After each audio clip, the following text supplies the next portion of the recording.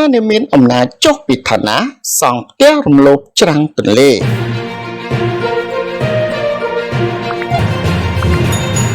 សំណង់រឹងមួយកន្លែងកំពុងត្រូវបានសាងសង់ឡើងរំលោភលើដីច្រាំងទន្លេមេគង្គត្រង់ចំណុចភូមិព្រែកតូចឃុំព្រែកទន្លាប់ស្រុកលើកដែកខេត្តកណ្ដាលដោយម្ចាស់សំណង់បានបកគ្រឹះរៀបខឿនចូលដល់ទឹកទន្លេដើម្បីទប់កុំឲ្យបាក់ស្រុតនិងកំពុងបន្តបណ្ដុះសសរឡើងដើម្បីរៀបធ្វើជាផ្ទះយ៉ាងត្រជាក់ពងអត់មាននរណាហ៊ានដេញទេពលរដ្ឋនៅក្បែរទីនោះបានឲ្យដឹងថាម្ចាស់ទីតាំងសំណង់នេះគឺលោកងីសាវីមេឃុំព្រែកទន្លាប់ហើយសំណង់នេះគាត់ធ្វើជាផ្ទះលំហែសម្រាប់សម្រាកកម្សាន្តពេលទំនេរពីការងារពិតជាមានអំណាចមែនអំណាចលុយអំណាចម្ចាស់ស្រុកប៉ុន្តែនៅពេលជួបសម្ភារផ្ទាល់ជាមួយនាយកព័ត៌មានលោកងីសាវីមេឃុំព្រែកទន្លាប់បានបដិសេធថាសំណង់នេះមិនមែនជារបស់លោកទេតែបែរជារបស់មិត្តភក្តិលោកហើយនៅពេលសួរថាតើមិត្តភក្តិលោកនោះជានរណាឈ្មោះអ្វីលោកមេឃុំបែរជាបដិសេធមិនព្រមប្រាប់ដោយលើកឡើងថាចង់ដឹងធ្វើអ្វី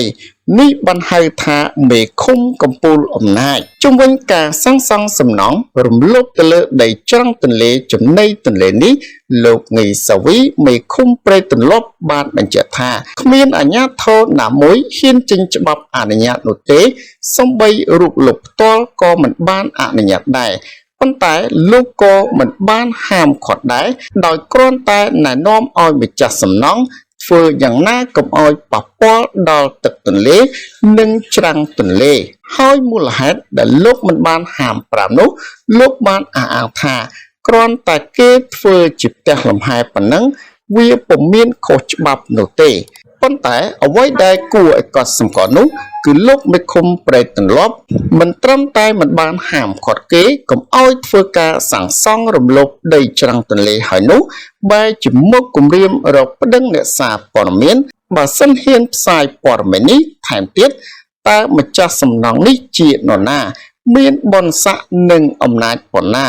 ទើបអាចធ្វើឲ្យលោកមេឃុំព្រែកទន្លាប់ហ៊ានចេញមុខការពារដល់ថ្នាក់នេះពាក់ព័ន្ធរឿងរ៉ាវមួយនេះអ្នកកាសែតបានព្យាយាមទូរស័ព្ទទៅលោកចាប់ច័ន្ទវិជា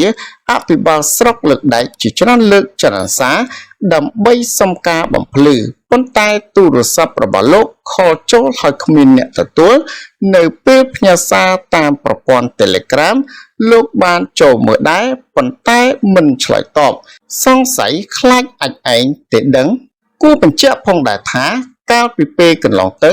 សម្ដេចអគ្គមហាសេនាបតីតេជោហ៊ុនសែនកាលនៅជានាយករដ្ឋមន្ត្រីធ្លាប់បានចេញបទបញ្ជាឲ្យអាជ្ញាធរមូលដ្ឋានគ្រប់ជាន់ថ្នាក់ទាំងអស់ត្រូវការពារដីសាធារណៈរបស់រដ្ឋដូចជាដីបឹងព្រែកទន្លេ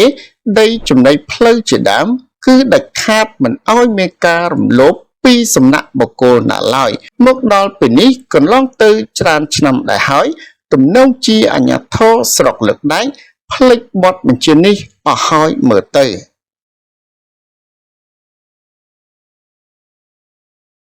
សូមអរគុណសម្រាប់ការទស្សនាចំពោះបងប្អូនថ្មីសូមចុច Subscribe ដើម្បីទទួលបាននូវវីដេអូព័ត៌មានប្រចាំថ្ងៃសូមអរគុណ